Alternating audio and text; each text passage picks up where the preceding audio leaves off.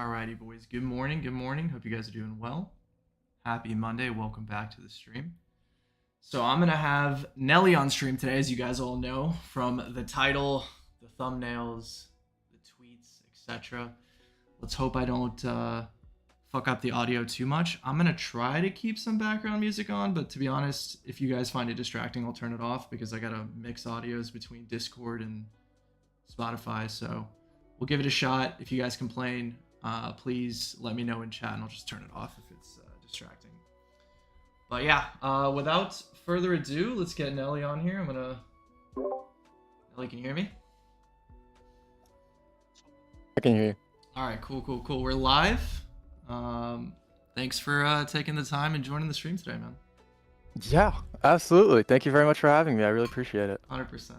So a little bit about Nelly, guys. I'm gonna let him introduce himself, but he's been well, he came to Paragon about a year ago. I think it's been maybe a little bit over a year now, but around this time last year in that Terra FUD time, and pretty much made himself known pretty quickly just by being active, chatting, asking good questions, showing up to every single one of the streams, and basically, I don't know, man, basically studying my education, Mag's education, Charlie's education to a T, and over the course of a year, kind of developing his own strategy, mixing all of ours together into his own little melting pot. And I think, as you guys know, that he's been trading very well over the past 6 months, especially, which I think for a lot of traders is intriguing because you're led down this path to say that, you know, it takes 5 years to be profitable, 3 years to be profitable. And I've talked a lot about my journey with you guys over the years, how, you know, I really look at it as like one lock-in type of year, you know, one real strong lock-in year after maybe a few years of calling myself a tourist or whatever, where I could figure something out, right? Figure something out to turn a profit. And I think Nelly's another example of that, as a student that's been in the markets for a few years, but really locked the fuck in over the past year. And I think you guys can see the results of that. So Nelly, I mean, what do you think, man? Tell us a little bit about yourself. Introduce yourself. Tell us about your journey, how you got here, and then kind of what you do nowadays. Yeah, absolutely. All right, so I'll start with really the beginning and my like general career in markets, or at least my perspective for it. I actually started trading Forex when I was like a teenager. That was really the start of it, just because I needed to find a way to make money. I wanted to find a way to do it online. And I just figured that that was an avenue that was possible. And so I actually had a friend who had an account, who had an older brother. And so I traded through him. And past that, then I got really into sports gambling at like 16-ish. And I used a Ukrainian betting app that was like pretty obscure. They didn't KYC. And the reason I'm saying this is because that was the first time I really understood the value of having an edge. Because the odds that they did were in-house, and the whoever was doing the odds for the NBA obviously had no fucking idea what they were talking about because everything was skewed wildly. And so if you had even just like a little bit of an understanding of like what team is good, what players are good, you could really run that and make like a pretty sick living. And so for a while I did that, and that really cemented the idea that if you have a perspective, if you have a way to kind of game the system in your favor, well, then you can consistently make it work for yourself. And so I did that for like about a year, and then I lost track. I went to like university, all that kind of stuff. I got back into markets at like 2019-ish. Actually, I think April 2019 was exactly when I got back in, and I actually bought my first Bitcoin then. But I wasn't really locked in. I was still going to school. I was still dealing with life stuff, so I wasn't fully looking into it. Eventually, time passed. I kind of forgot that I even bought that Bitcoin. I looked back, I think in July maybe, and it had doubled in price. I think it went from like 5K to 10K. And then I also completely dropped it again. Truthfully, I had too much to deal with. And then COVID happened, and that was really the thing that like clicked for me. I mean, thankfully, I wasn't actually looking at the stream. I was actually, I'm sorry, looking at the price, and so I didn't see the whole like collapse and all that kind of stuff. I kind of avoided all of that.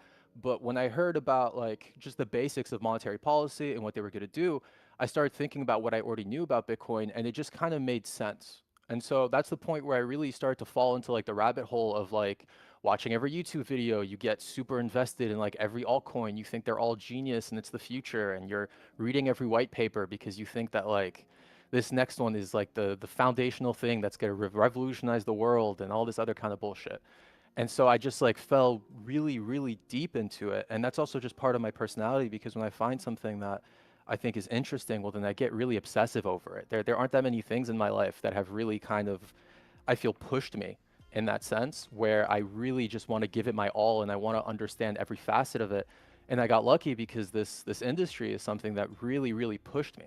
And so I got really, really deep into it. And at that point, I'm only spot trading. I'm not doing anything else. I had basically no financial literacy past the understanding of printing money equals bad for the dollar.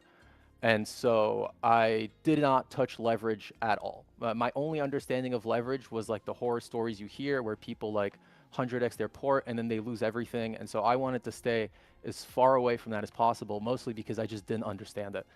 And I trade spot for I think about 3 or 4 years until I realized that there is, like, on the risk end of the curve, there are more and more things that I can do that don't necessarily involve leverage. And so obviously I start with Bitcoin, I move into altcoins, and then eventually I get into on-chain trading. And this was back in the days where there were really only two chains. You were trading on ETH or you were trading on BNB, and no one wanted to trade on BNB. So you were really just trading on ETH. And that was like a really pivotal point for me in terms of trading. That's like the first time that I really just like locked the fuck in and just like obsessed over it, and just, yeah, I mean, just gave it my all. The name of the game for me was being able to understand it, being able to find an edge, something I could replicate, and something that I could be consistent with. And so I ran that for a few years, actually. I was an on-chain trader mostly, pretty much right up until like 2024, 2025, like pretty recent that I gave it up because, well, I mean, we can talk about that later, but the on-chain market is a little fucked right now. But I ran a few strats. I found a few edges there that really, really worked for me. And I'm happy to share those if you want, just because I'm not running them anymore. But I really stuck with that. That was really big for me. And in that period, I basically ran it up and then lost it all, and then ran it up and then lost it all, and then ran it up and lost it all. I basically went from nothing to six figs like 3 times over. And it wasn't until the third time that I actually learned how to play defense and how to hold it. Because, and this is something that Mags talks about a lot, of course, but you're either really good at offense or defense. And I was very, very good at offense. And I think that's still something that you can see in my scalping, because one of the like main benefits that I have, or one of the things that I'm good at rather, is I'm extremely aggressive. I don't have that hesitation of like, oh, what if this isn't gonna work? What if like this is gonna go down? What if I'm wrong? I just fucking send it, and if I'm wrong, I'll deal with it, and if I'm right, well then fantastic, everyone's gonna party. And so I really benefited from that like aggressive nature just trading on chain, because when you're trading like sub 100K market cap coins, I mean, there's really not that much to go off of. And to be fair, the meta was significantly easier back then. I mean, back then you could bid something as stupid as like, oh, a coin changed their logo. That means it's gonna 10x, let's fucking go, and then you full port it. Like those were just like ridiculous times back then. But that was something that I ran for a very long time, and that was really my first main consistent profit making skill, truthfully, because you can trade spot and that's fantastic, but the frustration with trading spot is you have no exposure to the downside. You either hold your bag on the way down, which obviously hurts, and I'm sure we've all done that a million times, or you just do nothing. There's no way for you to profit from the downtrend. And that idea that I was only able to play one side of the market was very frustrating to me, to tell you the truth. It was very, very frustrating. And it's not until, like you said, it's not until last year really that I got into perps and that I really started to like run it, and I was able to find a way to profit from both sides. I was able to express essentially my views in both directions and find a way to profit from it. And just to go through the track, actually, I'm sorry. So then in 2021, the double top, I basically de-risked nothing going into it. Really the clear signal for me was FOMC, they're raising rates. Obviously, there was the war in Ukraine going too. At that point, I was very slow to the take. My port, I think, was maybe 20% Bitcoin, and the rest was alts and on-chain. Eventually, before it really all collapsed going into like Luna, FTC, FTX, whatever, I did de-risk a lot of my alts and put them right back into Bitcoin, though. It's not like I did anything super smart with it. And I also actually had a significant amount of my port in Anchor, the UST kind of like lending program that they had that was 20%. And I had a ton of my money in Celsius too.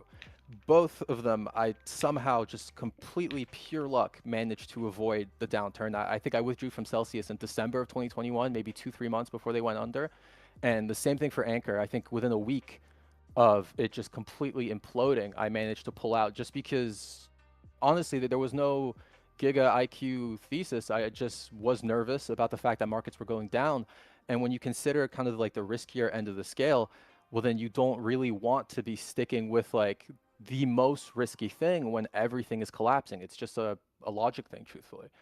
And so 2021 was a pretty brutal time, I'm not going to lie, because I did do some things right, but I ate just so much drawdown. And I was so frustrated by the fact that I had played everything so well on the way up, and then on the way down, just kind of shit the bed, truthfully. And past that, you also do this thing, and I'm sure a lot of people relate to this, is that you get so apathetic when things start going down. Like you see your port, you know what the all-time high is, it's down 10%. You tell yourself, okay, it'll go back to all-time high, and I promise I'll sell this time, I'll get out of markets, I'll do the right thing. Of course, it doesn't do that. It just keeps bleeding down, and you keep anchoring your bias to whatever magic number you think your portfolio should be. And yeah, he who panics first panics best, right? No one can exactly. really do that. Yeah. That Yeah, all-time high anchoring is the death of many portfolios. it's just absolute cancer, and it's so primal to just like being like, you know, it's so ridiculous because you see that number and you tell yourself that it's yours and that's the number that you should have, and then as soon as that number is gone, you just full on anchor yourself to it, and you're not willing to accept anything else. You could be up like Right. 6 figs, but if it's not 6 figs and $1, well, then that's not enough. And it's just so absurd looking back, of course, but it's just such a natural thing So that we how do. much were you able to keep from that cycle? From 2021, actually a solid amount. I Okay. ran it up about actually I'll avoid giving specific numbers, but I made like maybe 5x on my port during the time of that bull run, and then I kept maybe half of it ultimately. Gotcha. But the funny thing is, I had gone through technically another kind of like downtrend just because I was like invested when COVID happened, but I wasn't paying attention, so it didn't really affect me emotionally. That 2021 drop was really the first time that I was actively involved and like actively suffering the consequences of my actions, basically. Yeah. But the funny thing is, it didn't really mean anything to me. I was still really running high on like the delusion of Bitcoin's going to change the world. this is like fucking genius. I figure out this thing that like no one else is, well, not no one else, but a lot of people haven't figured out yet. And this is absolutely the future. And so basically all of the money that I had, all of the stables, everything, I just actively threw into the market as it was like just completely collapsing. I mean, I think one of my biggest buys actually was on the day that FTX collapsed, because in my head, I see price going down and it's hitting like 25K, 20. And the only thing I'm telling myself is, oh, this is a fantastic price. Like, this is incredible. Why wouldn't I want to buy this? I thankfully actually kind of avoided all of the, I mean, it hurt, of course, to see my port go down, but I wasn't panicked in the way that I thought everything was going to go to zero. I hadn't really experienced a massive swing like this. And in my head, the very simple thesis was, well, Bitcoin has held every all-time high like going into it, and it's always made a new high. So there's no reason why if I buy close to the last all-time high, that it'll keep going up. And that kind of just like basic delusion, not understanding anything about markets, actually served me really well, because I ended up DCAing pretty much the entire way down. And the only problem really that I made, truthfully, is that on the way up, I didn't have a good sense of what was possible. Like, I didn't fully understand the timing of markets and like bull markets, bear markets, and how fast things can run. And so actually a lot of the Bitcoin that I bought between like 20K and 16K, I actually ended up selling between like 30 and 40K, because I told myself, oh, that's a 2X. You're like a genius, dude. Good job. Like, I didn't really think anything of it. Right. But obviously it kept running like aggressively. And at that point I get back aggressively into onchain 2, mostly only running on ETH. I know that Solana had like this ginormous run, but my bias kind of kept me from that. I bought spot Solana. I did trade that, so at least there's that, don't get me wrong. But the image I had of Solana at that point was, oh, it's the chain that like basically goes into maintenance every other day, because in 2021 it was kind of a shit show. And so I completely avoided a lot of the on-chain wins that you could have gotten from Solana. I didn't do any pump fund. I didn't do any of that, just because I wasn't really familiar with the longevity. I didn't really believe that this was a thing that could last. I thought it would kind of crumble like it always did. And so that was definitely a big mistake on my part. But I still continued to run the same strats that I did prior to 2021, going into like 2022, 23, 24. And the last kind of bull run, so right up until, I guess we'll call it like the Trump top, basically, when the meme coin launched. Right.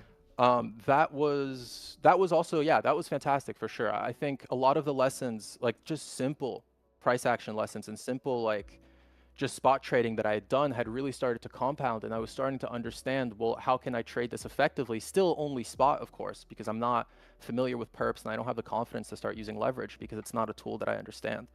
But I traded that very aggressively. That specifically for on-chain, really, that was a lot of work for me. I mean, I used to spend like 10, 12 hours a day just looking at Etherscan and going through like transaction after transaction after transaction, because, and I mean, I'll share this with you guys now.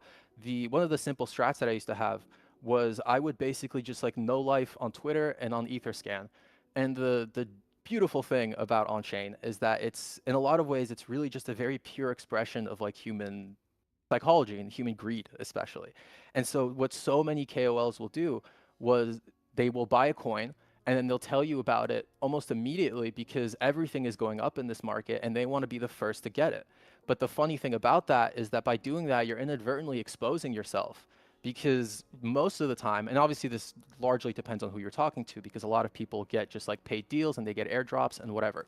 But if a new coin would launch and then all of a sudden 5% of the supply was cut up and it was sent 1% to each person, well, then you just tag that wallet and then you obsessively look on Twitter to see who's the first bozo who's going to say that they're invested. And then you kind of just make a mental note of that. And then you keep making mental notes of every single transaction that you see, of every single tweet that you see, until you have enough evidence to kind of link people together. Kind of like you're doing that like detective crime board with like the string and whatever. And so I did that just religiously for so many hours a day, so many days in a row. And that was really where the large majority of my profits came from, actually, in this cycle. I mean, I played Bitcoin well, and I'm proud of that. I held a lot of ETH. There are like a handful of spot trades that I did do a good job, but really on-chain trading was really the profit maker for me. And I tried to stick with that pretty much as long as I could until, well, I mean, until it just didn't make any sense, because obviously Solana became huge, and then there's like the dispersion issue. There are just too many coins. Capital keeps like flowing from coin to coin, and kind of the cycle gets smaller and smaller because people aren't willing to hold anymore. And so what was once like a $10 million target for your on-chain coin becomes 5 million, and then becomes 1 million, and then it becomes 500K. And at that point, it's just not worth the risk anymore. And so I had to accept that it was kind of time to move on. And the 2024 top happens. That's obviously with Trump and the Melania coin. At that point, I really didn't even de-risk that much. At that point, I was going through a lot in my personal life. And so I kind of disconnected from a lot of markets. And I remember seeing that headline and thinking, oh, this is like the intergalactic top. Everything is fucked. But I actually didn't do much about it, truthfully. I didn't do much about it until probably, I think January, February is where I started to think, okay, well, maybe something's wrong here. And then I did de-risk a little bit, but significantly, really not enough. And then the April tariffs happened. I just got absolutely blown out because at that point I'd spent like, I think over a month not looking at my port, just dealing with family stuff. And then I checked back in on it and it looks just absolutely horrendous. And then I remember the day, obviously, he came out with like his little board and it's windy and he's pointing at like all these tariffs and whatever. And my portfolio just like absolutely nukes. And at that point I get so frustrated, not with the market, not with anything, just with myself, because I've been through this like kind of circus 3 times now of you're up a fuck ton of money and for some reason you didn't secure the bag. You didn't like, I mean, I took some profits off, enough to live, of course, because naturally I'm actually a pretty conservative person, but nowhere near enough relative to what I had and what I should have done. And at that point, I just get so angry with myself that I'm like, all right, you either have to like put up or shut up. You're either going to really do this for a living, you're either going to give it your all, and this is going to be the thing that you do, or you just have to fucking find a job, dude, because the back and forth of being up like tremendously and then being down horrendously is just not a good way to live, truthfully. It's extremely like anxiety inducing, and more than that, just for like my sense of confidence, the back and forth, the roller coaster was just a lot to handle. And so April 14th, I believe, is when I joined the Paragon group. I obviously I'd already been watching your streams, I'd been watching Mags, I'd been watching Charlie. I was familiar with you guys for a really long time. And I think I told you this actually, I really decided to join the group because for one of your GM posts, you had posted Dearly Beloved, the song from Kingdom Hearts, in case you guys don't know. That's right, you told me that. Yeah, and that was really my sign to be like, okay, well then this dude knows what's up and I'm definitely gonna join this group. That's funny. So I joined, and then like you said, yeah, it was all about just making the most of the opportunity that I had. I had never been in a situation where I could really learn in a one-to-one way from other traders. One of the main mistakes that I made throughout like the entirety of my trading career, basically like 7 years, is that I was really stubborn about thinking that I can do it myself and I don't need other people and I can figure all of this shit out myself. And for a lot of reasons, I do think that was positive. I don't want to say that that was just a mistake, because for like my sense of like self-efficacy, for my sense of confidence, for my sense of like just being capable of doing things, I do think it was important that I could prove to myself that I was able to figure it out without necessarily having to like rely on anyone. I didn't have to like ask anyone for signals or any of that kind of shit. I do think that was important. But what I completely overlooked was the value of being able to like share your ideas and communicate with other traders. It's not about needing them to like shill you a trade. It was just about the possibility of bouncing your ideas off of someone, being able to actively learn from them in real time, more than just like watching a live stream. Because of course that's a fantastic resource, and the stuff that you guys do is like incredible, and it's helped me tremendously in the last 7 years. But there's really no replacing that like one-to-one connection where you can really talk to someone and like figure out what your trade thesis is, figure out what theirs are, why they think the way that they do. All of that stuff is just invaluable. And so when I get into this group and I have like essentially like the semblance of like a mentor now, and I can actively communicate with people, I mean, that was huge for me. Like I really grabbed that shit and just didn't want to let go, essentially. 100%. And so like you said, I joined every stream, I watched every educational video, I took notes on all of it. I started watching every stream twice because I thought that I would get more out of it, which ultimately I did. I started even doing the stream notes, obviously, because I was watching it again, so I might as well just do something to help out the group. And yeah, and I just obsessed over it. And a lot of that is just a personality thing, to tell you the truth. Just because like in my personal time, especially when I was a kid, I used to speedrun a lot of video games. And the fun thing about speedrunning is that like a lot of jumps, a lot of moves, a lot of tricks have to be like frame perfect. And so your timing has to be incredible. But there's no way of doing that without running it back and forth like a gajillion times. It's incredibly hard to get like a frame perfect jump, for example. And so you have to obsess over this shit and be willing to do it like 15,000 times before you get it right. And so the idea that repetition kind of builds your skill set and repetition does tangibly improve your results was already very ingrained in me. I already knew that that was true. I mean, actually, again, for the people who play Kingdom Hearts, this will be like the thing that you'll remember. But when I played Kingdom Hearts 2 when I was a kid and I had to fight against Lingering Will, that was, I mean, that was fucking, that was a nightmare for me. For a lot of people, I assume like your frame of reference is Elden Ring. But when you fight like a boss that you have absolutely no fucking idea what you're supposed to do, and it takes you 10,000 tries to get it right, because eventually you learn audio cues, you learn visual cues, you learn like positioning, you learn all of these things that kind of build together until you have like a successful strat. And that kind of frame of reference is exactly what I applied to my scalping. And so to go through just like the last year, really, basically from April to like September/October, I was really mostly focused on learning. That was really me watching all the EDU videos, taking a bunch of notes, asking all the questions I could think of, trying to like really glean off as much as I could from you, Mags, and Charlie. And then in October, obviously is 10/10, I got just absolutely washed on that. Actually, it's funny. I know you've talked about it too. The amounts that you had mentioned how much you lost. I actually lost pretty much the same amount on that day. Although the funny thing was that on 10/10 on that very night, I was actually on the date, and the chick was over at my place, and she was telling like a pretty personal story, so I didn't want to like take away from anything of that. And then all of a sudden, everything blows the fuck up. My computer has more notifications than I've ever heard it ring in my life. My phone is blowing up. My watch is blowing up. And I can't really pay attention to any of it because I don't want to be rude. Yeah. And so everything just like absolutely nukes. Eventually, she goes home, the date's over, and then I get on like the Discord group to kind of see what happened. And I'm down like horrendously on my account. Like it is just absolutely blown the fuck up. And at that point, I really tell myself, okay, well, as much as I want to be able to kind of balance living a life and scalping and trading, I really do need to commit. And all this effort that I'm putting into learning and into the education, I want to be able to prove that it was worth the time, Right. that it was worth the effort. And so from November to now, basically, I start trading 2 sessions. And really that was a significant boost. It's not as true now as it is then, but I still do want to like shill this to you guys. It is worth trading Asia session. It doesn't have to be Asia. You can trade London. I don't care. But it's worth trading 2 sessions. It's worth getting as much experience as many reps as you can if this is something that you really, really want to figure out, because your context for price starts to really refine and you start to understand what you're looking at in a way that, at least in my opinion, just looking at one session is significantly harder when you're learning.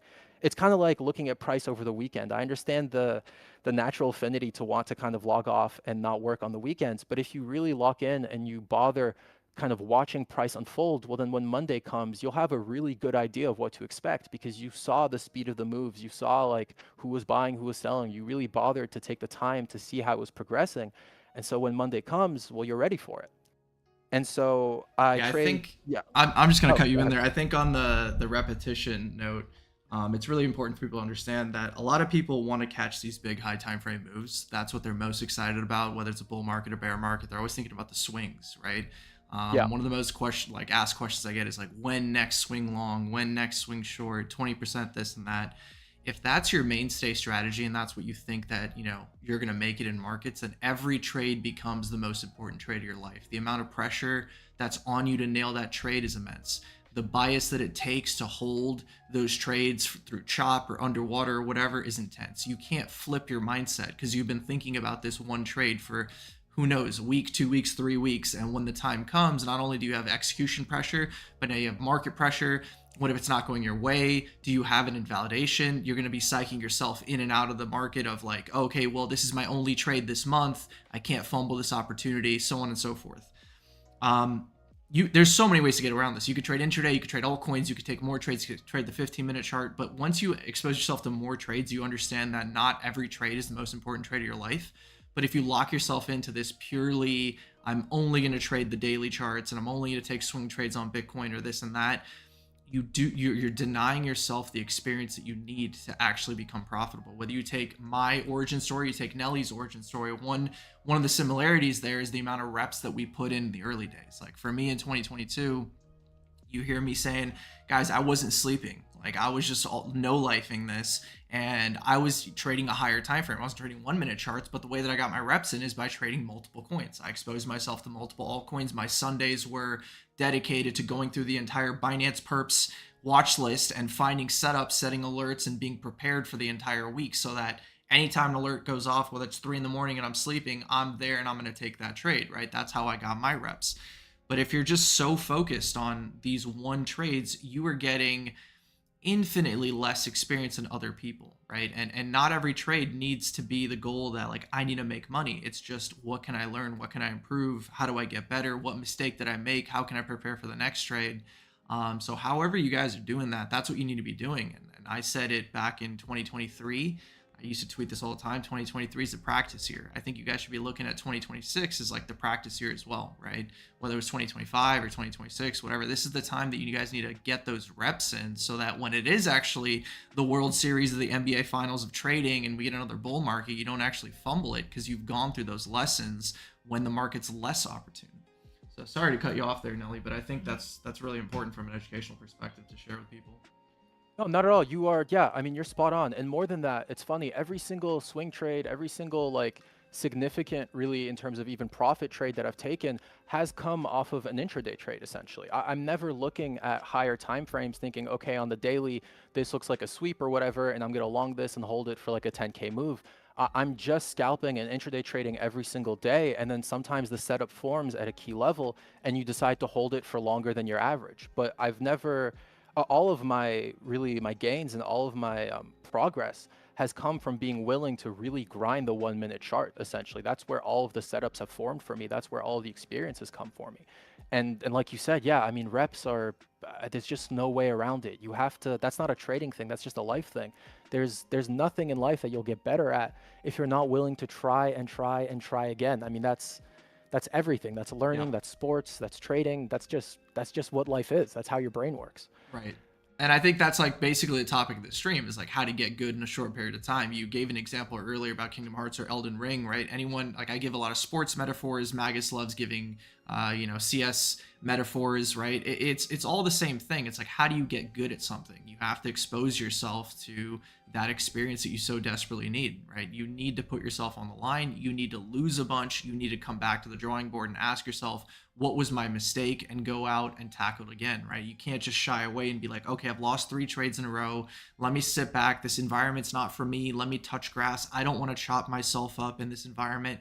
I think that's one of the worst advice that's ever been given on CT. I am like the #1 hater of that advice of touch grass, don't trade the chop, this environment's not conducive, whatever, don't chop yourself up. Well, motherfucker, how are you supposed to learn? You're supposed to wait for the greatest times of all time and take one trade and expect yourself to just be perfect? No, you have to fail a whole bunch, right? I'm not telling you guys to trade your entire net worth every trade. Fucking trade a $10 account if you need to. Just get those reps in. Play it like a game. Play it like a video game. Play it like a sport. Have some fun. Take some trades. Don't put pressure on yourself to outperform or make money, so that you have that experience built up for when the times are great. You guys can go back and see like, okay, this worked for me. Let me do this couple things, right? That didn't work for me. Let me stay away from that. But you don't learn this by listening to the guys on CT that constantly yell at you to touch grass. Look at the environment right now. It's been dead for the past 2 months. We're kicking up a little bit. We're trading up a little bit. Now, all you guys that have been unexposed to the market have this immense amount of pressure on yourself. Oh, I need to make money right now. The market's good. What do I long? What do I trade, right? Well, if you listen to those guys for the past 2 months that are saying don't do anything and you haven't done anything, now you have this immense amount of pressure on yourself to try to make a bunch of money in a short amount of time where there's this window opportunity. Don't let that happen to you in the next bull market, right? Don't let that happen to you the next time we're risk on. You need to stay involved. You need to be trading these like lower volatility regimes, these chop regimes, these range regimes, these touch grass, low liquidity, whatever regimes. That's how you get good. That's what Bitcoin does 90% of the year. Yeah, no, I mean, absolutely. That's all completely spot on. Just because, I mean, that I was that guy for a very long time. When the bear market would come, I would disconnect. I would get just completely like apathetic, depressed. You kind of just forget about it. You don't want to actively have to deal with the pain of your mistakes. And so you just don't look at the charts anymore.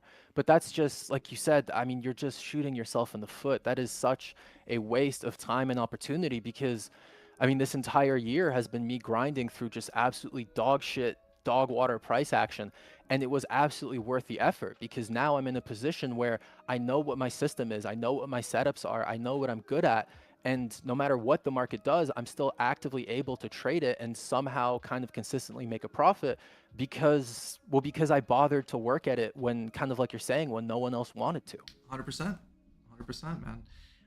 Let's switch it up a little bit. Let me talk a little bit or ask you some questions on your trading nowadays. So Yeah, go for we it. all know that you're a high volume scalper, 10, 15 trades a day on average from my perspective. And probably a lot of people on CT that see your, daily reviews and stuff like that. But I'm curious, what led you to trading low time frames? Was it influence from maybe Magus or myself trading 1 minute charts? Was it just a natural affinity for more action?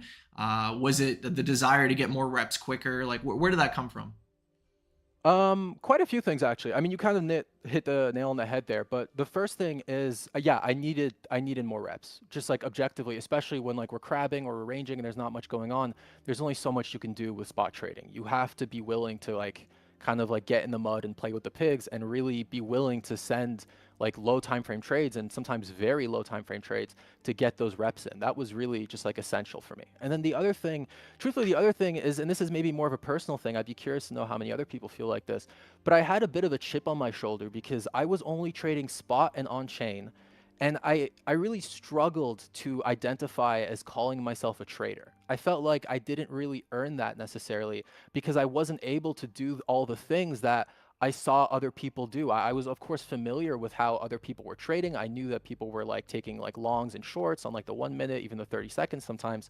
And all of that seemed so like daunting and intimidating to me that a lot of this was actually just proving to myself that this is something that I can do, that it is something that I'm capable of, and I can kind of like hang with the rest of them in the sense that if I'm willing to put in enough work, well then I can learn how to do it too. And then it kind of just took on a life of its own because the more I scalped, the more setups I saw forming in real time. And because my background is in on-chain and like kind of gambling when I was younger, I don't have that same hesitation that I think a lot of people do in terms of sending it. I am extremely aggressive with my entries and sometimes a little bit too aggressive with my exits, but I just didn't have that trepidation about, well, what if it goes wrong? What if everything goes to zero? I just wanted more reps. I don't care how much I'm making in this, like, especially in that initial period between like April and November, basically. The dollar amount was completely irrelevant, which works out because I really didn't make that much. But it was really just about getting as many reps in as I can. I didn't care what the profit was. I didn't care how much I was making. I didn't even care about my position size, honestly.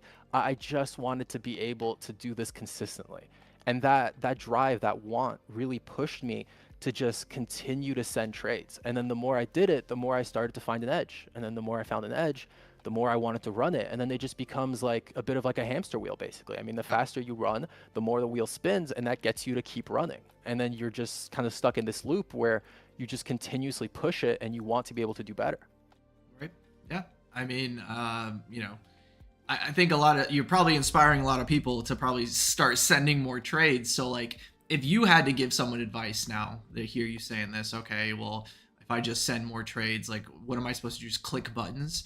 What would you give someone advice to right now? If they're starting off, they're like, okay, I'm inspired. I'm not going to take my one trade every 6 days or 12 days or 24 days. I'm going to start sending more trades per day. Where do they start?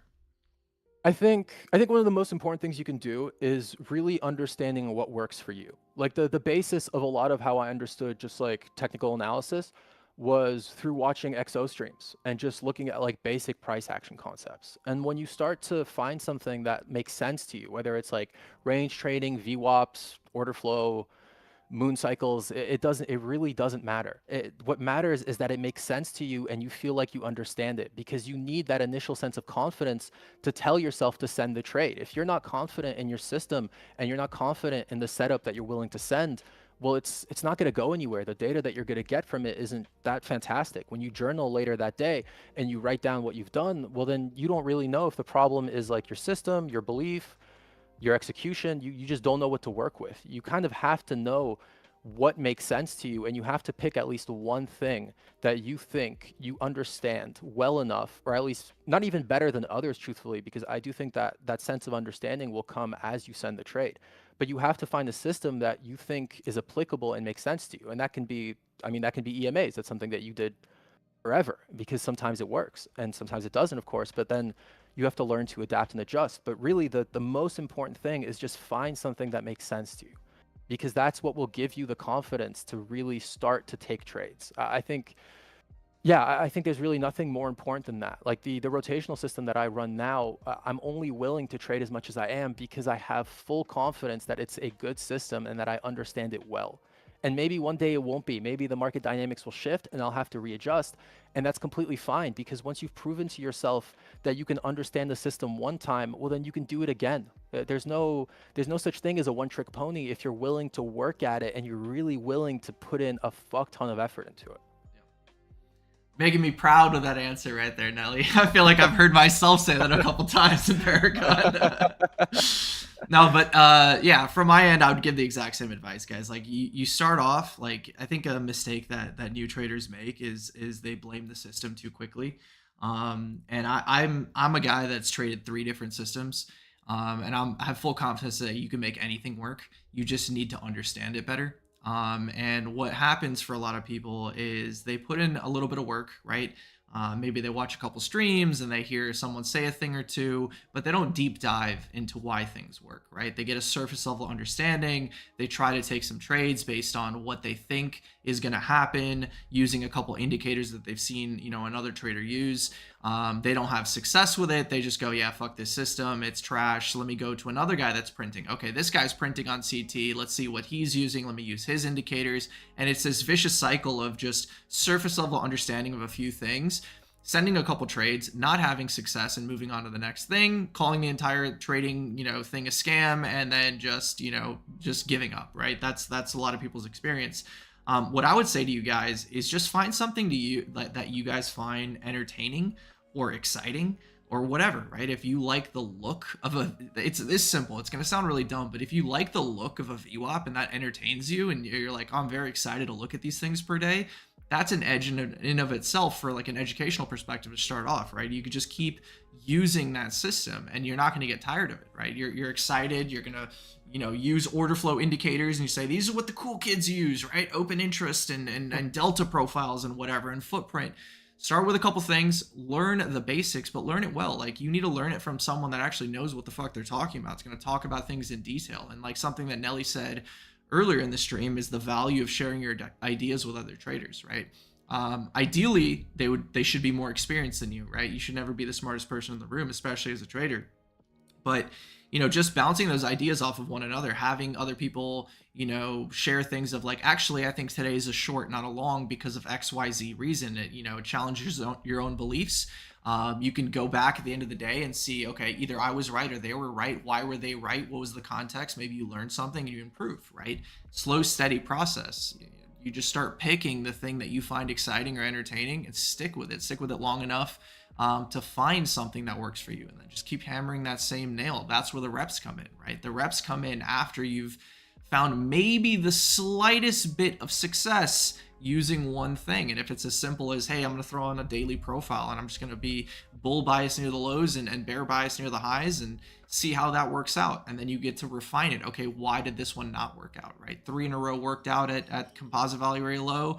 This one didn't. What was different, right? And you start having this curiosity that leads you down this rabbit hole of, where education starts feeling like fun and hard work starts feeling like fun. It doesn't really feel like work, and you don't have that pressure on yourself because you've already created this image that, hey, I'm not trading right now to make money. I'm trading right now just to get better, right? And I think that's something that people need to understand, especially in the early days.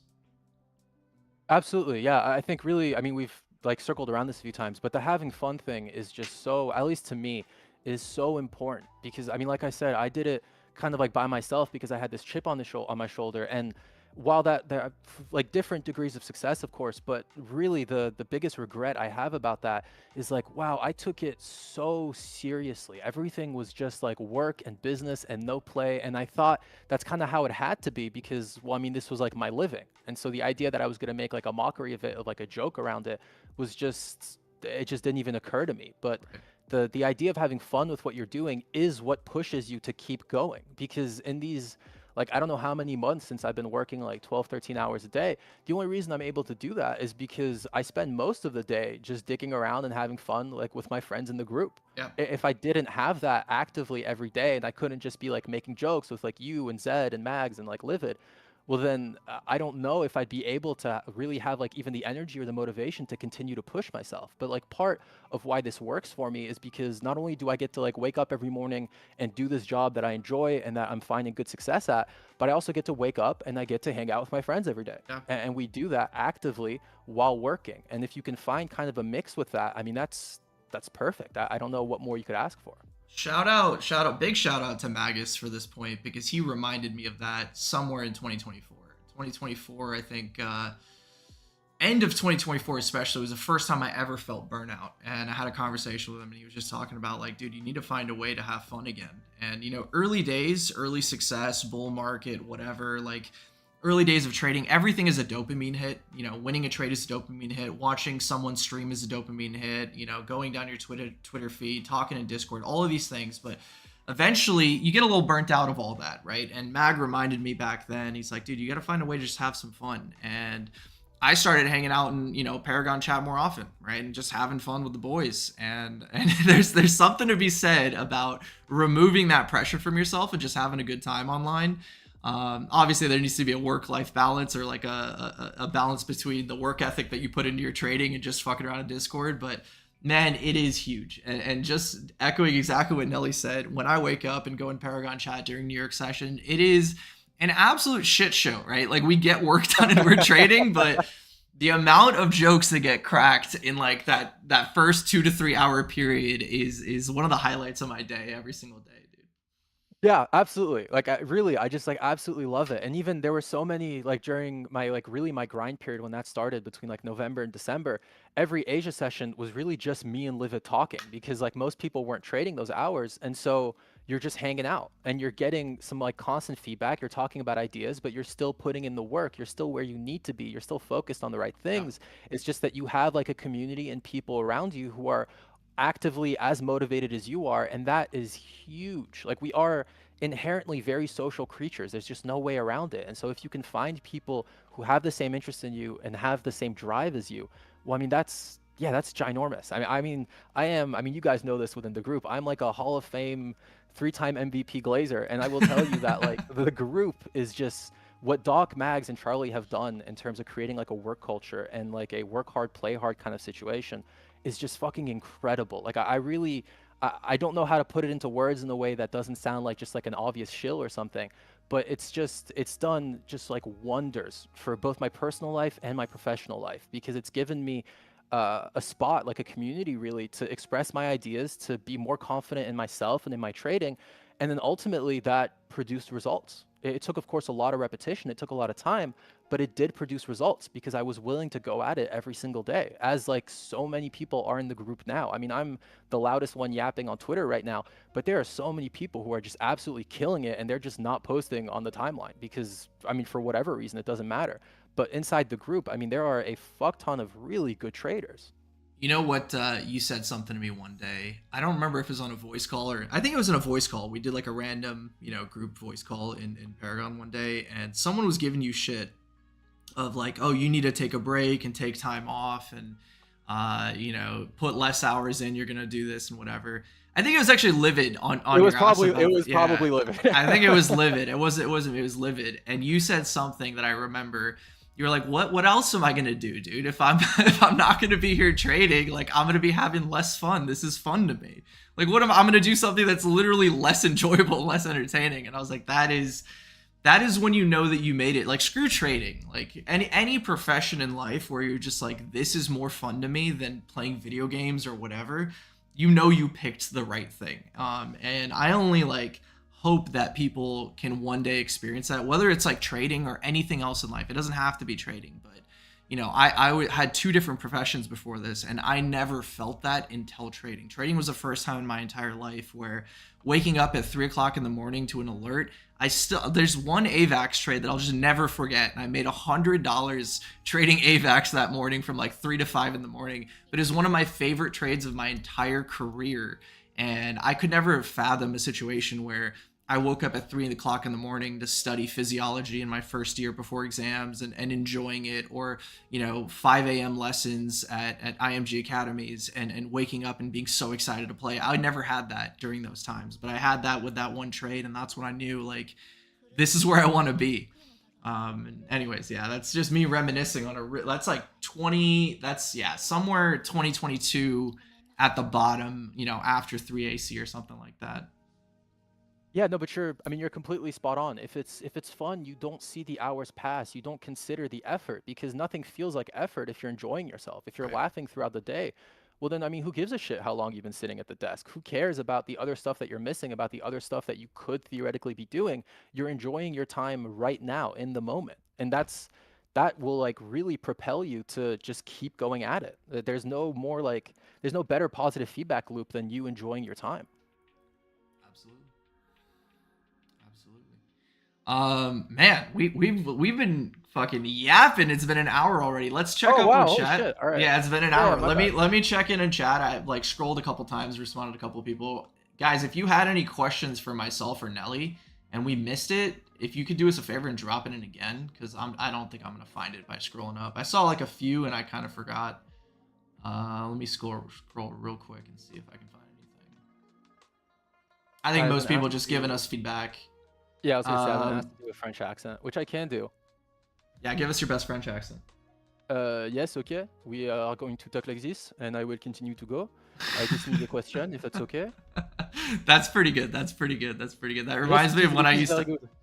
That reminds me of when I used to. I had a couple streams with Pierre, and his isn't that bad. His isn't that bad. You're doing a cartoony version, but reminds me of talking to Pierre back in the day.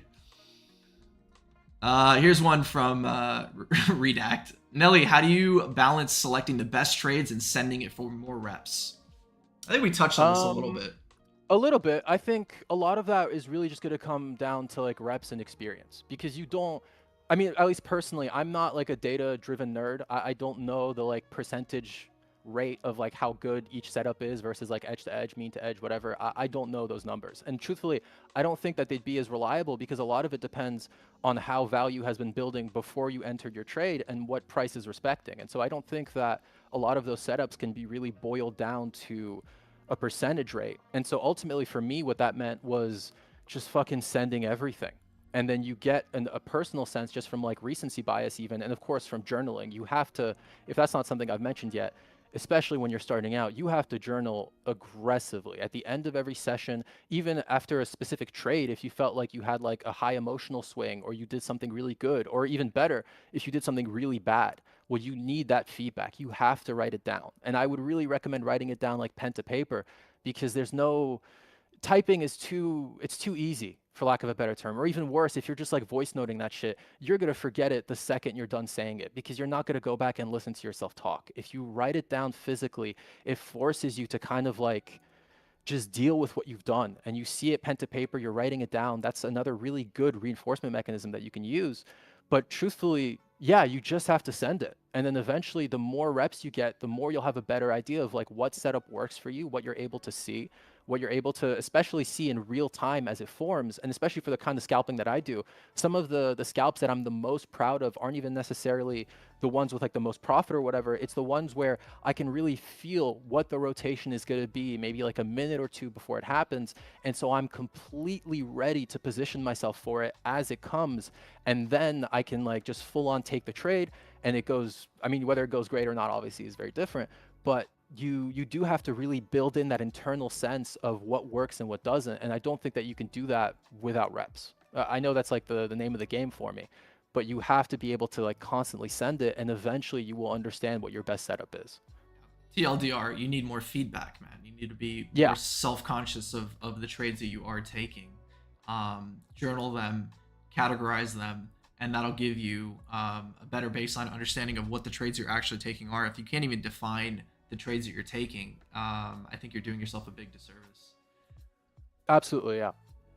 Next question here from, it's hard for me to read, Bit, I believe.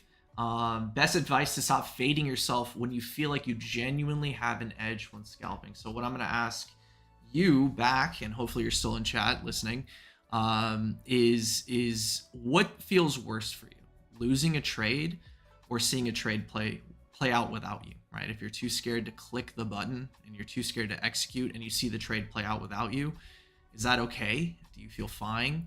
Or, you know, losing a bit of money or just losing the trade, right? It isn't, again, the core lesson from today doesn't have to be about money. You're just trying to get more reps in and you know, gather that experience. I think denying yourself the experience just because you're too scared to click the button is doing yourself a big disservice, right? I know for me, I think I talked about this maybe on last week's Paragon stream, Nelly. I can't even remember, but there was like a certain trade that I took an L on that I was setting up for. And I think even in the moment, I had a feeling like this isn't going to work out for me. But in the off chance it did, you know, me psyching myself out, right, just to click the button there, just for fear that, hey, I'm going to get this wrong, and not clicking it and watching that trade play out without me would have pissed me off to no end for the rest of the day, or at least for a little bit, versus just taking a scratch trade and just being like, fuck it, whatever, it's over, right?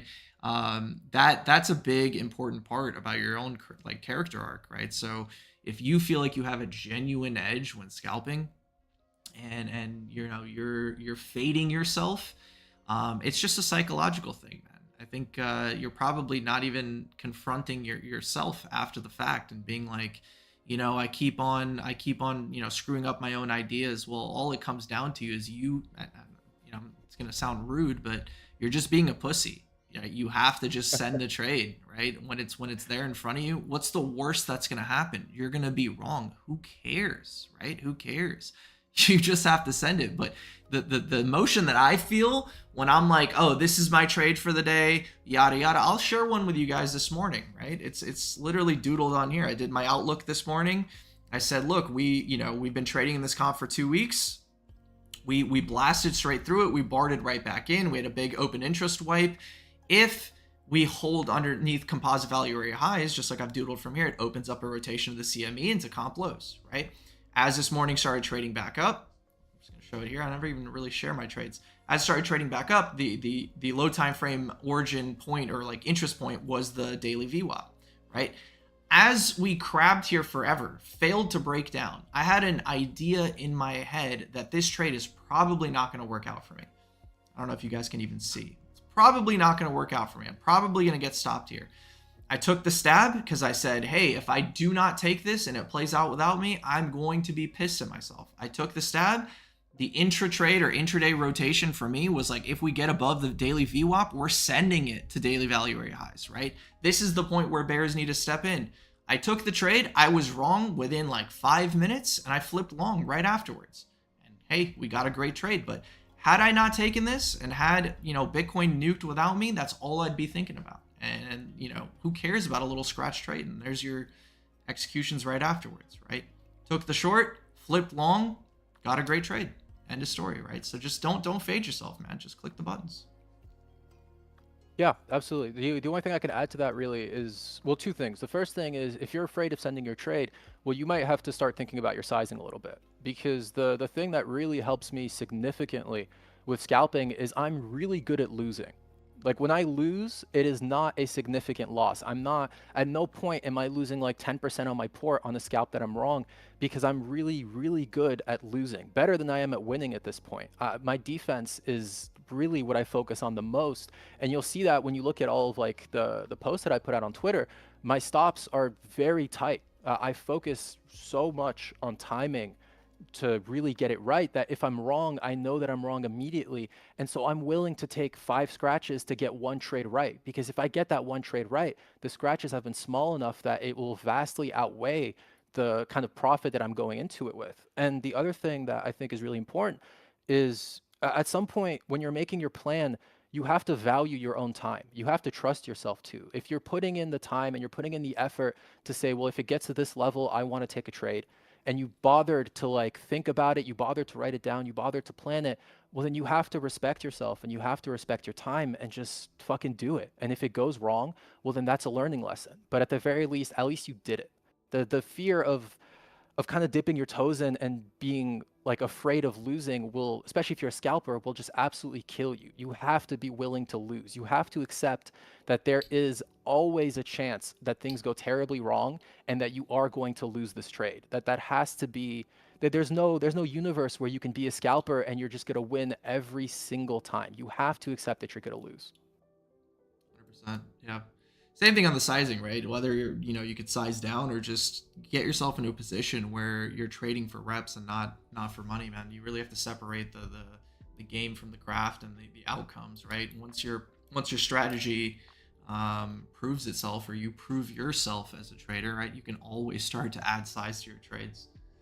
For sure. I think, and this is something that we've talked about in the group a lot, of course, but I think a lot of people, myself included, of course, when you get started into like perps and you're trading with leverage, you think that you're going to catch that like 100x long or short, and that's going to be like the one career making trade, and you've done it and you're a genius, when the reality is just so far from that. Like if that's what you're focused on, you're just going to be eating shit constantly. There are no traders out there that are only catching ginormous moves and they're getting nothing in between it, and they're just nailing and sniping all of the best trades. You have to be willing not only to take a lot of reps like we've like hammered in at this point, but you kind of have to take it all in. Essentially, you have to be willing to take the smaller trades, you have to be willing to work on all your setups, and you have to be willing to understand that like progress or success doesn't mean 5 trades a year, you've made $1 million and you're a genius. At least if you're me, it means a fuck ton of trades every single day, because you're willing to take like the small profits because you know that it'll snowball. Everything eventually snowballs. If your losses are small and your wins are even just average sized, well, you can compound on that and you can actually make something happen. There is value in taking like the smaller trades, the smaller rotations that are like 300 points. I know obviously Mags is like rolling his eyes right now, but there is value in taking the smaller trades. I'm gonna let you handle this next one while I grab a sip of water. Very simple question. Don't the fees chew you up during a lot of these trades on small moves? Yeah, absolutely. I'm happy to talk about that. So the system that I'm running right now is actually not terrible. So I trade on variational and I trade on NATO. On NATO, I do basically just intraday and swing because there are fees on that. And obviously, if I were to scalp as aggressively as I did on variational on NATO, well, that would be a significant problem. Variational is a zero fee platform, but that comes with a lot of caveats because it's a business. Obviously, it's not a charity. So if they're saying zero fees, that means there's something else happening on the back end. They're not doing this for no profit. And so what I do, and obviously this actually comes from you, truthfully, is as long as your slippage is tight and if you're only trading Bitcoin and your slippage is 0.03, you're essentially kind of getting the same rate that you would get at whatever DEX or like whatever exchange that you're using. And so at that point, it actually kind of does make sense. At that point, I do think that you are profiting off of the zero fees, especially for someone like me who's so aggressive, because I'll take a scalp and then I'll invalidate myself within a minute, and then maybe I'll trade the other direction. And so if I'm constantly hopping in and out like that, well, then the zero fee system is like a godsend for me because it gives me the ability to express my ideas quickly and take them back just as fast if I feel like I'm going to be running into an issue. But past that, once I move on from variational and I start trading on like Hyperliquid, Binance, whatever, then yes, you're absolutely right. I will have to refine my trade selection because at some point it's just not going to be worth it, right? Especially because if you end up being wrong on a lot of these small rotations, well, then those fees are really going to compound. So eventually I will have to like adjust my setups. I will have to adjust what I'm willing to send. But for now, on the system that I'm running with variational, honestly, it works pretty great. Wow, my timing couldn't have been perfect. Like, I just sat down and I think you're done with the question? Yeah, you're good. All right, perfect. All right, let's scroll through. I'm super far back. Actually, I'm just going to jump to the front. Do you always have a bias before entering trades, or do you sometimes do you do it on instinct and you analyze if a good trade or not? I guess we can both answer this. I'll take this one first. For me, I always have a loose bias for the day, whether I want to take longs or shorts. That's pretty much it. If I'm bullish going to the day or bearish going to the day, it's going to influence my trade setups. Sometimes it will lead to me taking counter trend longs. If I'm bearish, but I still think there's a good long setup, it's just going to help me basically adjust my take profits. I'm not going to be swinging for the fences. If I think we're in a bearish day, I still think there's a good long setup. So it's going to help me with at least nailing the entries and the take profits, right? Being very select on where I want to execute. If I'm bullish on the day, right, and we're having momentum set up, I'm going to be more aggressive on the entries, right? I'm going to deal with maybe a little bit of uncertainty of nailing a perfect pivot on a momentum day, and I'm not going to be super worried about it. If I can dial that in, if I'm bearish on the day, and then I say, hey, look, as long as we get spikes up, I'm going to take those shorts, right? So it's going to influence the type of setups that I look for. Me and Nelly are very different traders when it comes to intraday. I'm more selective, and I take less trades than him. Maybe 10% of the trades that he takes. The highest volume day you're going to see from me is maybe like, I don't know, what's my highest volume day? Like a 7 trade day is going to be the absolute top. Maybe 8 will be the highest that you'll see me go. But on average, it's going to probably amount to 2 a day, I think, on average. So I'm a bit different. I think I'm just looking for the highest quality that I can get on the day. So bias really helps me. I think Nelly's going to have a much different answer for you, though. Yeah, no, mine is a little bit the opposite. I mean, for a few weeks, I was really like kind of pounding my fist on the table saying I don't really have a bias. And that's mostly because I have a very short-term bias. I need to know what levels price is respecting. I need to know what price is done basically on the previous day value and then the current day value, because that's how I pick my rotations, right? So there is a degree of bias forming that is important.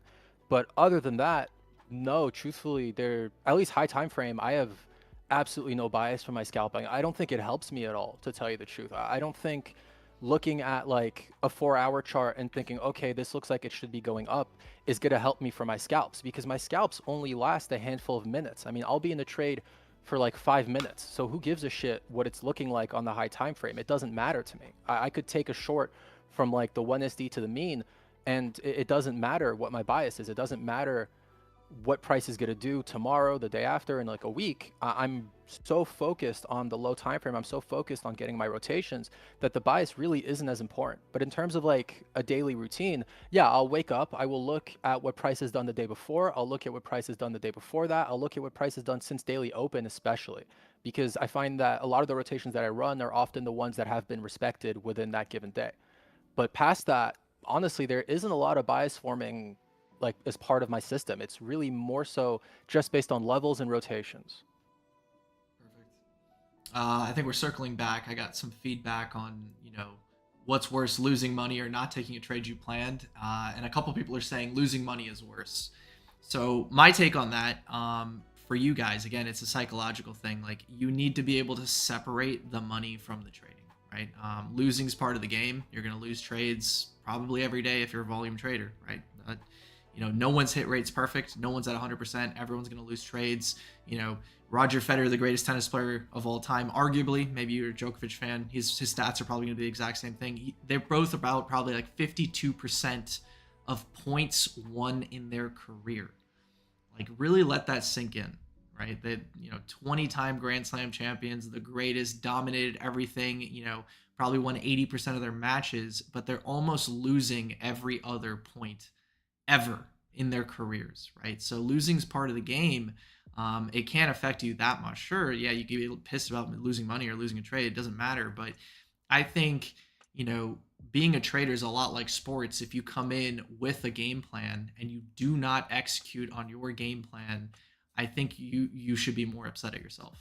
That's my personal take, and I think that's the way you need to frame yourself as far as improving goes, and not so worried about I don't care if I missed a trade that I planned. It's more painful if I lost a trade. Well, you need to find a way to get over that because it's just part of the game. Honestly, yeah, I mean, I have the exact same take. And my reasoning is a bit different just because from years of doing on-chain trading, I've really accepted to my core the idea that like money comes and goes. It is very easy in the right conditions to make it, and it's even easier to lose it. So the idea that the pain that comes from losing money, of course, is real and it happens every time, but the structure of the job, what I depend on is myself. I mean, that's that thing that you keep saying, it's not like the wand, it's the wizard.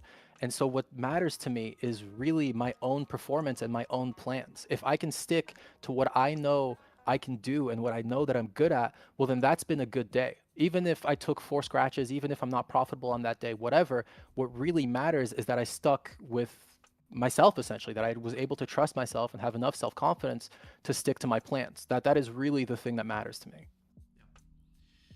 A few more here. My 2 cents. Ironically, if sizing is correct, you should not be afraid to take setups. Missing setups happens if you size incorrectly and psych yourself out from taking the trade. Very good point said. You always have an answer for who is on the other side of your trade, who is paying you, and for what reason. Sometimes I think it's setup dependent. So I think Nelly and I are a little bit different intraday traders. I focus a little bit more on order flow. He focuses a little bit more on price action. So for me, I find the quality of my setups increases when I can define really well who is pushing price, who's off sides, who's doing a good job at leading, who is doing a bad job at leading, who can I fade, what extremity should I be on. Like all of these things are very, very important to me.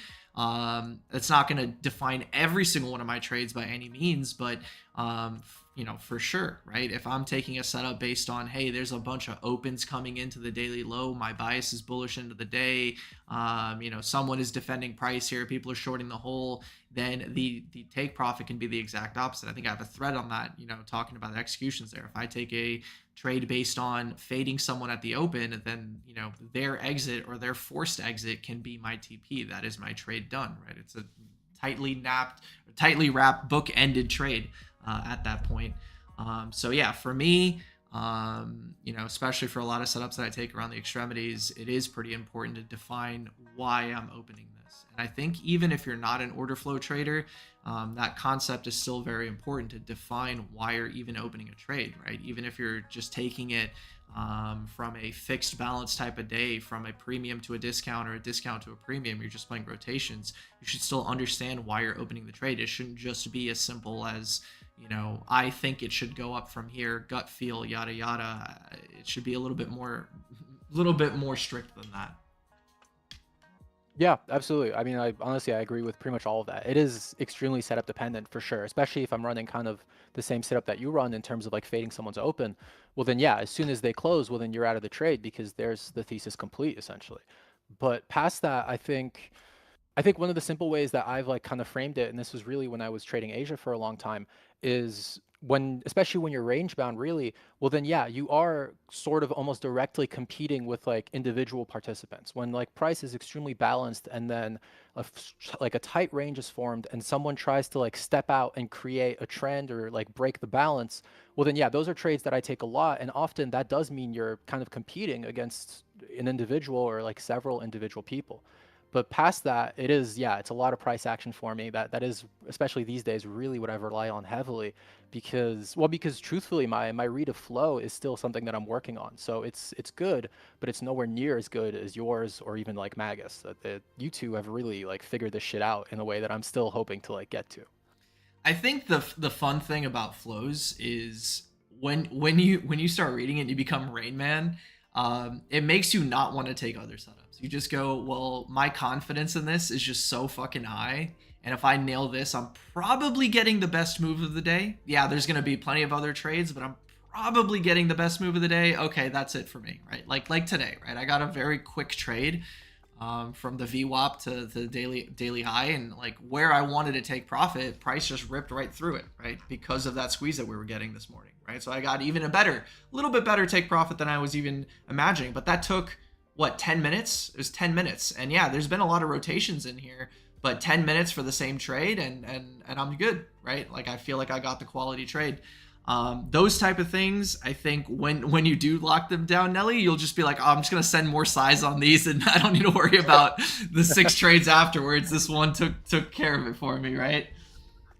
That is the reality, truthfully, of how I scalp, because that is something that's worth mentioning, especially on the stream. But the way that I trade is not sustainable, to tell you the truth. You can't work 12 to 13 hours a day every single day for years. It's just not going to happen. At some point, something has to give, and you have to be willing to like take your foot off the gas, and at some point, just like enjoy your life, even like enjoy the fruits of your labor, or just take a break, honestly, just because it is tiring. Of course, it can be like mentally taxing.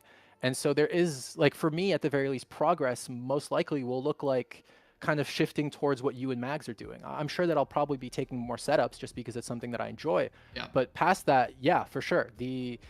the expected value of taking 20 trades a day is just not comparable to taking like 3 very good trades a day and then you move on. Yeah. I think like my story is very similar to that. Like I didn't switch off of trading price action and trends to order flow just because I was like entertained by it. It was more of a necessity of life. And it's not saying that like, oh, I need to be locked in on the 1 minute chart for 12 hours a day trading 4 hour trends. That's absolutely not the reality. But if I find myself unable to live a life where I can just, hang out with my girlfriend and chat without looking at prices on my phone every 10 seconds, that's an issue, right? So if I just cannot disconnect and I'm looking at my phone in 2 in the morning and I wake up again at 4 in the morning and I'm looking at my phone just to see how a trade is going because I have an overnight trade, that's an issue, right? And then there's a deadline on that. You can't live your entire life just always being in a trade, always looking for a trade, always having alerts going off 24/7. So yeah, I think when you're in a grind stage, me and Mag talk about this a lot. We share the exact same point. Is like when you're in a grind stage, just fucking send it, dude. Nothing else matters. Lock in. But it's not sustainable past a certain point, and you have to find a way to separate real life from your job, because there's a lot more to life than money or trading and stuff like that. And I think we all know that deep in our core, but it's a lesson that needs to be reinforced every now and again. Absolutely, yeah. No, go on. Oh, no, I was just gonna say, yeah, I mean, when you're starting out, yes, you should be willing to sacrifice everything. That's very much what I've done. I haven't seen the sun in months at this point because I basically live from like 3 p.m. to like 6 a.m. my time is when I'm working, and then when I wake up, it's time to work again. And so for sure that there are a lot of sacrifices that go into it, and I do think that those are all worth it if you're willing to dedicate yourself to something that you think is worth the time, is worth the sacrifice, essentially. But when you get past a certain point, and if you're lucky, you'll have friends in your life who will be telling you this anyways, but you do have to, at some point, respect your health, your time, your mental health, all these other things, because, well, because like you said, life is not all about work. And it's coming from like a massive hypocrite right now, but hypocrites give the best advice, so you should listen. Let's see what else we got here. I have this question in my mind, like why do I, some random dude trading my pajamas from a place most of the world has never heard of, get to compete in this trade? Okay, yeah, I mean, it's a fun way of thinking about things, but trading breaks all those barriers, right? There's no barrier to entry like there was in the 1990s where you have to call a stockbroker to place a trade. Anyone can trade now from a phone, laptop, iPad. Heck, you could probably mod an iPod at this point to trade on. So there's really no barrier to entry, and I think your positioning is just as important as everyone else's. Like obviously someone with a $1,000 Bitcoin position is going to matter more to order flow traders, but every single positioning does matter to the market. And you get to compete, right? Like don't overthink it. There's not, it doesn't need to be this spiritual journey of why you get to do it. Just be happy that you do. Yeah. Honestly, the one thing that's helped me a lot with my trading is I don't try to understand, or like I don't try to overthink things that I think will get me absolutely nowhere. Like there are a lot of philosophical questions that you can ask yourself when it comes to trading. Even like if you're this type of person, you can ask yourself how like ethical it is, for example, that you're essentially like taking money from other people, and for you to win, someone has to lose. And you could sit there and think about it forever if you want, but ultimately it's not really going to get you anywhere. If you have the ability to really focus on the things that matter and pinpoint what does help you and what doesn't, well, then you're going to be progressing significantly faster because there. Oh, did we lose him? Nelly? Hello? Okay, there you are. Oh, okay, my bad. Where'd you lose me there? I don't know, just maybe 5 seconds. Oh, okay, it's fine. Long story short, you're better off focusing on the things that will actively help you in your trading. There are a lot of things that you could spend time thinking about, but if you're able to hone in on the things that matter, you will progress faster instead of asking yourself questions that ultimately either have no answer or lead you nowhere. So we have a couple questions for your system, and I think we're gonna leave them for next time because Nelly told me before stream that it's gonna be tough for him to like show his charts. So we can always have Nelly back on stream talking about his system. I'm sure he'll be much more popular in the coming months and years and stuff like that. So there's no shortage of those kind of questions that we can go through. How do you combine high time frame and low time VWAPs? I can do an entire lecture on this and give you a VWAP breakdown, but the simple answer is it's the same as price action, right? Don't just, if you're familiar with price action or if you're familiar with EMAs, VWAPs are no different, right? You're going to have your daily bias, you're going to have your weekly bias, you're going to have your monthly, your yearly, your quarterly, whatever, right? VWAPs are no different. You can be bullish on the daily and bearish on the weekly. You can be bullish on the weekly, bearish on the monthly, right? Just like the same way price action goes, the same way structure goes, the same way market structure goes. It's no different on VWAPs. Don't psych yourself out too hard when it comes to that. Can you give us a glimpse of your system? Yeah, it's another one of these. So I promise you I'll have Nelly back on the stream, and we can talk about these things in the future. But going through one of these right now, I think is going to be probably an entire stream in and of itself. Yeah, I could yap a lot about it. But the one thing that I will say, and this will require a little bit of effort because I do yap on the timeline, but if you go on my profile and you go through the highlights tab, you will see basically every single trade review that I've done. I think I've done probably like 30, maybe 30 plus at this point. And if you're willing to read through all of it, which will take a second, you will have a very, very clear understanding of how I trade and what I'm looking at. Yeah. Put in the work, TLDR. It's all there for you. That's really just it. Yeah. Jingo's got to bounce later, man. Thank you for showing up. Jingo, you guys didn't know, was back in 2023, I was streaming to an audience of 3 people. And one of those 3 people was Jingo back then. I think maybe Zed was the other one. So those are the day one homies, and I love you guys. I have to put my phone on charge away from the bed, or else I check it all night. I'm tired. Yeah, I've been there. Been there. I think we've all been there, dude. My girlfriend had developed this rule for us that there's no phone allowed in bed because she would wake up with my phone next to her face. And I've gotten chewed out way too many times for that. Not this comment again. Bro refused to buy certain stocks because of that. Is ethical. A joke that my friend likes to make when it comes to the ethics of trading is that we are market inefficiency arbitragers, right? We're helping make the market more efficient by expressing our ideas every single day. And that's all a market really is, a bunch of people disagreeing on the fair value of something, right? So by you taking a trade, you are making the market slightly more efficient and more balanced, right? If you're wrong in your trade idea and the market goes the other way, well, you've done your part. The market disagreed with you, and the market is finding fair value elsewhere, right? That's all trading really is. You don't need to complicate it by taking money out of people's pockets and they're taking money out of your pockets. I think that's maybe a valid way of looking at things, but that's just not how I look at it, right? We're all doing the exact same thing here. We have an idea of what something should be priced at, and we are expressing those ideas by buying and selling. Absolutely. Yeah. Nelly is trash Wi-Fi. You did call it earlier, Livid. You did call it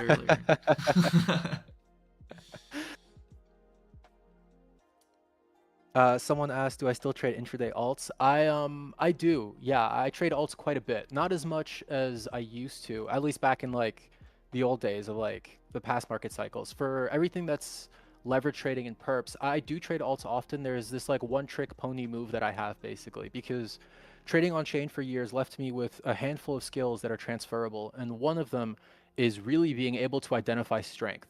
And like sometimes it's something as stupid as just like a meme diagonal trend line, and that's enough for you to anchor your bias.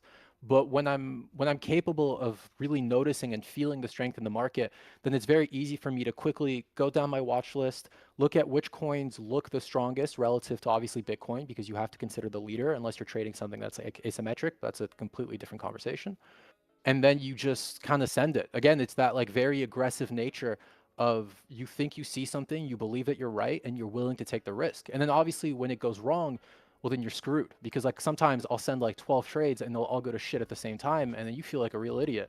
But when it works, then all of a sudden you've actually caught on to like a very strong trend. But past that, the system that I apply for intraday alts, truthfully, is really not that different from the trading that I do now. Although I tend to mostly anchor my bias specifically for alts on higher time frames. Like I'm looking at the 1 hour, I'm looking at the 4 hour, and sometimes the 12 hour, but mostly most of my work done is on the 4 hour. Yeah. Someone said, we don't want him back. I speak for everyone, I think. Whether you're trolling, or not, I think you need to show some respect to the people that come out here for free and try to help you guys out, Just keep that in mind, dude. This is just us doing it for the love of the game, No one's making you be here. But again, don't know if you're trolling or not. Just keep that in mind. You get nowhere by being a dickhead. You can get pretty far by being nice. Can we collab, brother? Prove yourself, and maybe one day. Um, is there a daily live stream call for New York Open? If these guys just got one themselves in Paragon every single day, we're very active around New York Open and trading chat. We've talked about doing calls around that time, but I think it's just gonna be too hard, dude. Like we want to be locked in for when we want to execute. We don't want to have a bunch of people talking in our ears, right? When it comes down to actually click some buttons, you need to be focused up. The minute you do click the button, you can take a deep breath and go back to talking in chat about trades or whatever else it may be. So there's no calls. Maybe in the future we could do something like a daily roundup after the day when people are done or something like that, or maybe the lunchtime around New York session where things get really boring, which is right around now. Like you guys can see how volatility just dies off around like lunchtime in New York. So this would be a decent time to do it. Yeah, absolutely. I do think that, I mean, we've done it, like you said, we've done it in the past before, and there is definitely like an opportunity for that. Although I think the one thing that's worth mentioning, because I actually get a lot of DMs about this, a lot of people kind of ask me if the group, because I have never joined any kind of paid group aside from Paragon, so I actually don't really know how other people do things or how they like run their ship. But a lot of the DMs that I get are people asking me if it's kind of like the kind of group where you walk in, you get like your videos, and basically you get the fuck out, and if there's like any kind of like community or collaboration. Well, yes. I mean, like Doc mentioned, every single day through New York and Asia session, there are a ton of us actively talking throughout the day. We're not necessarily doing like entry, stop loss, TP, and like, it's not like a trade signal group. That's not the point. But in terms of being able to have people there with you, in terms of speaking through your ideas, talking through levels, like just thinking out loud, truthfully, no, we do that, I mean, every single day for hours on end. Yeah, I mean, also, whenever someone posts a trade, a P&L card, or an idea, or anything like that, there's people that go, well, why did you take this? What did you see? Why were you wrong? Where was your invalidation? And then we talk through it, right? So, there's a little pre-op and post-op for trades. Like the one I took today, cut and reverse, right? That's something that we've been talking about in Paragon for at least a month now, Nelly, right? So I don't think there's anyone that was kind of out of the loop. They're well versed in what that idea is, and they know just through reps, just through talking in chat or Magus's live streams, or when Sting was on the other week talking about these drills, understanding them. And I don't think I got any questions. I haven't been in Paragon for a few hours. Maybe I did, maybe I didn't. But I think the body of work doesn't just start and end with live streams. I think it's a huge part of it. You're going to learn probably the most from the live streams or the educational videos, but really it all comes together when we get to share these live and talk about them and discuss trade ideas and trade reviews. And it's bit by bit of experience from others as well, right? You get your own experience by clicking buttons, but you get to see other people putting in the work and hitting the trades, and then you could just be like, dude, why did you take that? What was the thing? And then more often than not, you'll have someone give you a call back of like, oh yeah, an hour ago I was looking for this. This is where I was talking about it, and it finally set up, and this is where I took the trade. Absolutely, yeah. It is like, in that sense, it is extremely collaborative, and we're like lucky, of course, again, because the work culture has been like really refined and it works so well. People are extremely kind. People are extremely collaborative. If you make a fuck up or something, people are looking to help you for the most part. Like even when I came in at first, there was John, who I think is maybe a little bit inactive these days. But I had shared a scalp that I took, and it just went like to absolute shit because I had no idea what I was doing and I was just starting out. And he sent me a bunch of videos of like different scalpers online and how they work on their execution. I watched all of them. I took notes, and that was like a huge help. So there is, again, you really can't underestimate the value of community. You just really can't. That has been the most significant thing I've learned this year. Beautiful question here. When was the last time Nelly talked to a 10 of 10 girl? Was it worth it? Honestly, these days, the only thing that I do is look at my screen and play with my dogs. I have not spoken or seen another human being in quite some time. I am like, I mean, that meme of you're so locked in and you're like stuck in a cage, that is exactly what my life is. I do hope to eventually kind of slow it down. I know that like between Doc and I, there was that joke where he said that I have to run until I think August, if I'm not mistaken. And then I took that personally. So now I have to keep going until August. But basically, as soon as August is over, I think like September 1st, I will be significantly slowing down because I've reached a point where I have confidence in my system, I have confidence in my setups, and I know that I can run this. I don't feel that need that I used to where I have to be sitting at the chart all the time because what if a setup comes and I miss it and then that's my opportunity because I know that on a daily basis I have a lot of opportunities. And so someday soon, hopefully, I will reach a point where I will have a much better work-life balance. I will live much like closer to a normal life, and I'll get like at least an hour of sunlight per day. That would be a great goal for me to reach. Yeah. I think we all motivate one another. So like, I hope Mag doesn't get mad at me saying this or anything like that. But like last year he wasn't trading as much as he is nowadays, right? And he heard me say something about like, I'm coming for you. Like I'm gonna be a better trader than you, right? Just saying that on a public stream. I think it was a Paragon stream, not a public stream. And it was like a couple months later. It wasn't right away, but I think he internalized. He heard me say that, and it was like months later where he's like, "You can't be talking this shit and not expect me to step up to the plate," right? And we've all seen that. Mag's gone back in the lab. He trades fucking he trades Monday to Thursday. He locks in for New York session. He gets his trades. He prints, and then he goes on with his life. But I'm happy that I can motivate him to do something like that, right? And then Nelly, right, seeing the volume of trades that he's taken. I think Livid even mentioned it to me one day. He's like, "You're playing too much Arc Raiders, bro. You could be making more money." And I took that and I was like, yeah, I'm taking my one trade a day. I'm taking my couple trades a week. I'm happy. And then I locked in. I locked in somewhere like early February, and my trade volume fucking exploded. And for the last 2 months, I was crazy locked in and did a great amount of work on my accounts. The totality of that is very enjoyable for the conditions that we've had, right? And I'm feeling a little burnt out now. Like the last 3 weeks, I'm like, that was a good run. I'm gonna take my foot off the gas a little bit and take a step back. But the most motivational things for us can be other people around us. And I think for me personally, the most motivational thing for me is like anytime I start feeling like a little bit of self-doubt, right? Oh, what if these conditions hit? Can I prove myself? And then I kept that chip on my shoulder. And then once I accomplish whatever I set out to do of going like, oh yeah, if the market is like this, I'm confident I can make money, right? And I think we all know at the end of the day, the most amount of money you can make is not going to be scalping or intraday trading. That's like an income that can help you boost your capital tremendously, but nothing's going to compete with just buying a high conviction coin, Bitcoin, stock, whatever it may be, and riding that for a 2x, 3x, or higher potentially, right? You fucking amplify your entire net worth by 3x in one trade because it's high conviction. Those are not going to come around every day, and they're not guaranteed. And I think that last part is really crucial because if they're not guaranteed and you're staking your entire life and career on this, well, what if they don't come back? What are you going to do? And that's what motivates me to lock in as a trader and just go, as long as I have the idea and the confidence in myself that I can pull this out anytime I want and lock back in and start printing again, I can sleep, happy at night. And I think Magus is probably the most inspirational when it comes to that.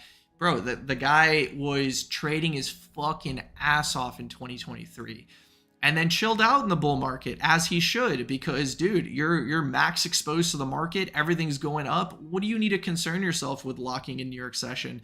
Guess what? The market's shit again. He's just pulling that right out the bag, just locking in day one. I think he was rusty for 4 days or something like that.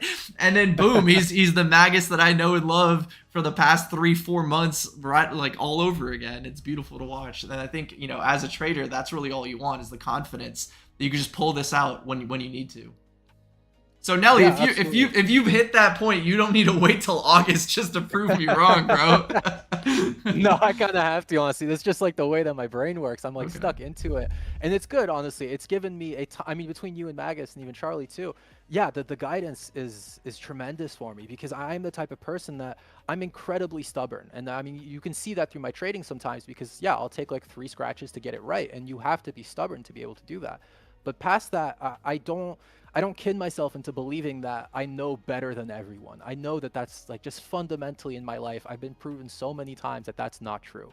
And so if someone with more experience than you is willing to give you some advice, well, then you should probably just shut up and listen. It is worth considering kind of putting your ego to the side and being like, okay, well, he's been through what I'm going through. So why don't I just try to learn a little bit from what he's saying?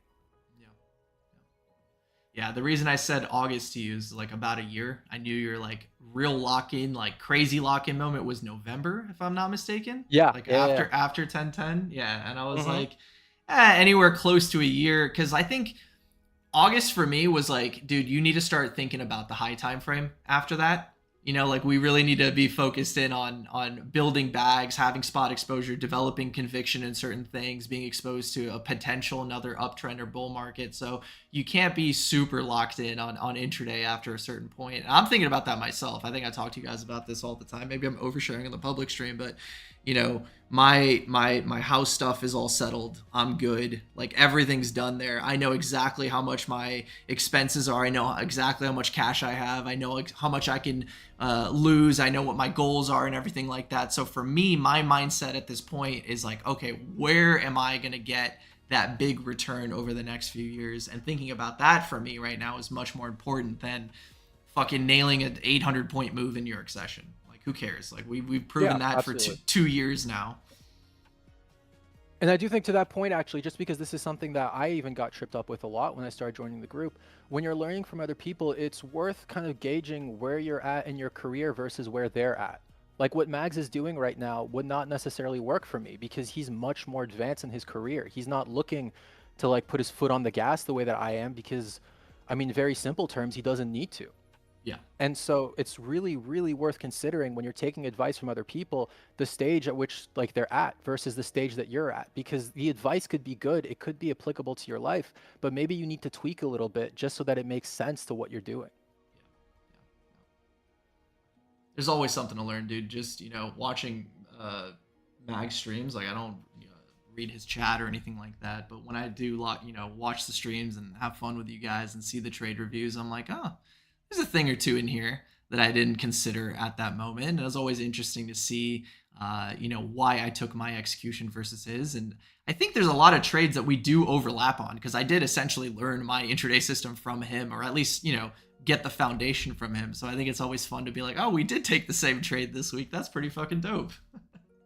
Yeah, of course. I mean, I do that all the time with you guys, and that's a lot of that is just repetition. I mean, when you're watching all the streams, you're watching all the trade reviews, you're watching all the education, it's impossible to not eventually get a really good sense of how people think. And I think I had said this back in like November actually, but whenever I take a trade, I can probably tell you exactly what you or what Charlie or what Magus would say about my trade because I have a very good Yeah. understanding of what you guys are looking for. But it's important to be able to deviate from that and be your own person at some point. And there is like a bit of a juggling act there. But when you're learning from people constantly, of course, it's only natural that you kind of like internalize so many of their lessons and their ideas. All right, let's scroll past. I think I'm really far back. A lot of Nelly love. We'll love to see that. That's probably on the That's Yap very episode sweet. about being respectful. When YouTube channel Nelly, we're waiting. Listen, man, I'm gonna take this question from him before he takes it. This kid right now is trading his ass off all day, doing trade reviews for us, active in chat, doing trade reviews for you guys on Twitter, tweeting, fucking joining my streams. This guy's got enough on his plate, and I know he wants to fucking give back and share the same way that Mag did originally and Charlie did and that I started doing. And I know he's going to be on that path, but one step at a time. Let's not burn him out before he even gets started, all right? Yeah, no, I mean, that's pretty much exactly what I would have said. The entire point of all of this that I'm doing is because, I mean, I'm extremely thankful that I've been able to make a career out of like mostly just information that people were willing to give out for free. And I have so much appreciation for that, that I would love to be able to do that for other people. And now that I'm in that position, well, that is what I'm trying to do. But like Doc said, there is a very real balancing act there, and I am still in the process of figuring it out. So if you're willing to give me just a little bit of time, I will eventually get there, but it might take a little while. Dude, I completely misread this guy's question before. He was talking about the girl that got you liquidated on 1010. Not a 1010 girl. Completely misread the question. No, she's a cool chick. I still talk to her every once in a while. She's a very nice chick. I like her. Dude, I actually have a question for you. So now that you're on this like New York schedule, are your dogs Mhm. also on the same schedule? Do they wake up at Yeah. 3 p.m.?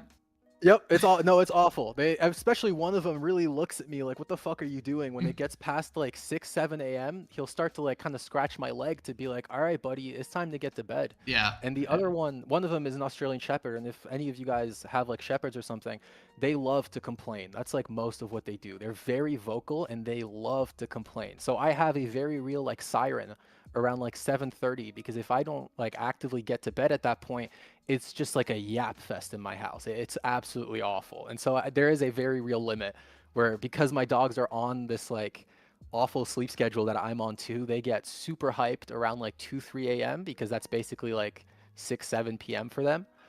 And yeah, no, it's not great for sure. There are, I mean, I've made a lot of sacrifices to trade the way that I have. They have, unfortunately, too. I don't know if they necessarily signed up for it, but I do try to make up with it as much as I can. I mean, basically every day that I hit like a banger trade, I buy steak for the dogs. We all share it Good. together. It's all very cute. Good. I do try to take good care of them. Yeah, my dog does the same thing. If me and my girlfriend stay up too late on weekends watching movies or whatever, he'll just start complaining like, "Aren't you guys gonna go to fucking bed yet?" Right? And I'll get confused and I'll just be like, "Do you need a pee? Like, what am I missing here?" And she'll just be like, "No, he wants us to go to sleep." uh, Pray for times like this. What am I? Yeah, I'm looking to see if there are any more questions. Mag Oh, hasn't you guys streamed are in a the long same time. ones? Mag hasn't streamed in a long time. When is he coming back? I don't know, dude. Your guess is as good as mine. We kind of said the same thing. Like, he doesn't need to stream. I don't need to stream. Like, we're just doing this for the love of the game. I took some time off from streaming because I'd, been 2+ years that I'd been doing this regularly. So that 2-month break was fantastic, and I didn't want to come on here and feel like it was a job because I think that energy, I think you guys can feel that when I'm not super into it, and I don't want to answer questions and stuff like that. So that's just bad vibes for everyone. That's why I was like, let me take a little break, and when it starts feeling fun for me again, or I want to come back, I'll come back. And I'm sure he's in the same boat. It's like whenever he feels like he wants to come back, he'll come back.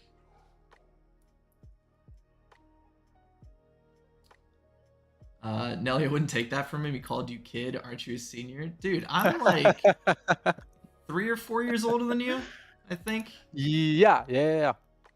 Absolutely. We got the same voice? I don't think so.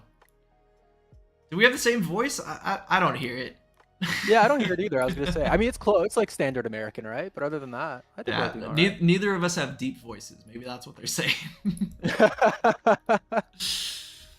It's been about 8 months since I tried to make a penny in the market, but still managed to fail. Enter the market at the top and lost quite a bit of money. So the question is, what high ROI things when developing an edge?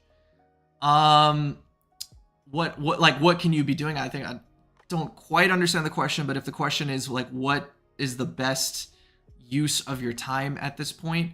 The best use of your time at this point is find anyone, I'm not saying myself, but it could be me, that has a proven track record in the markets. And if you find what I say to be, valuable or entertaining, come learn from me. It could be someone else, but find yourself someone that knows what the fuck they're talking about, and kind of model your trades based on that person's trades, right? If you don't find my stuff entertaining or valuable, find someone else that fits the bill for you. And try to learn as much as you can from them, right? And then start yourself gathering feedback, right? If you have $100 in the bank and that's your entire net worth, dedicate $1 to trading, right? Or whatever that case may be. Scale it the way that you guys want. Put 1% of your net worth into trading, something that will not hurt you if you lose it, right? And come into this game without the mindset of, I need to make a bunch of money, right? Maybe you can reserve that for, hey, in an inevitable bull market and I want to bet on this coin, and if it goes to zero, whatever, but I'm going to try to amplify my do that for that. But when it comes to trading, like, don't break the bank, dude. Treat this as a sport or a game. We've said this, I think, infinite times this stream, so we don't really need to keep repeating ourselves. But that's the highest ROI thing you could do, man. Make it very simple. Stay strict in a system. Gather data on that system, and work hard, right? Like I give the same speech to you guys. I've given it 1,000 times. Is like, work hard when other people aren't. Take advantage of these moments. There's 130 of you guys in here. Maybe you're here because we're at 80K. Maybe you're here just because you were planning on grinding the entire bear market anyways. Take advantage of the times, because you know the horde of people will come back. And as long as you know more than they do when that time comes, you will be better positioned to make money. Absolutely, yeah. The only other thing I could add to that, truthfully, is if you, as much as you can, honestly, try to let go of, because like of course I've bought a lot of tops and then it goes terribly and then you feel like an idiot, but you can't really define yourself through that. If you go into this thinking that you're a fuck up and you're a loser and you did like the dumbest thing possible, it's going to be really hard to progress past it, because even if you get good results, you're not going to be willing to credit yourself for it. It is really worth considering how you view yourself, how you view your efforts, and even how you talk to yourself, truthfully. Because if you're going into it, I mean, this is kind of like an offshoot of like the being in a position of power lesson that you talk about a lot, Doc. But it is worth really considering just your mental state, even when you're trying to take a trade, because that will lead you to make a lot of unforced errors if you're actively harping on yourself and if you're actively telling yourself that you can't do it and you're going into it thinking that you've already fucked up. Wise words, dude. Apparently we do really sound the same. Do we? This I'll is listen to the stream after we're this done. is the feedback that I'm getting consistently, is that we sound the same. That's one person said that he couldn't tell us apart when he joined the stream. Brutal. That's, well, I mean, that's all right. Wild. That's wild. You got like a good sounding voice. I'm okay with that. Okay, all right. I'm not a big fan of my own voice. I wish it was a bunch deeper. I mean, we did that. What was it? The insult test? Yeah, the voice test. test. Oh my god, that was a toughie. Listening to Nelly gave me goosebumps because I'd hear him say the same things docs used to say in psychology from like 2023.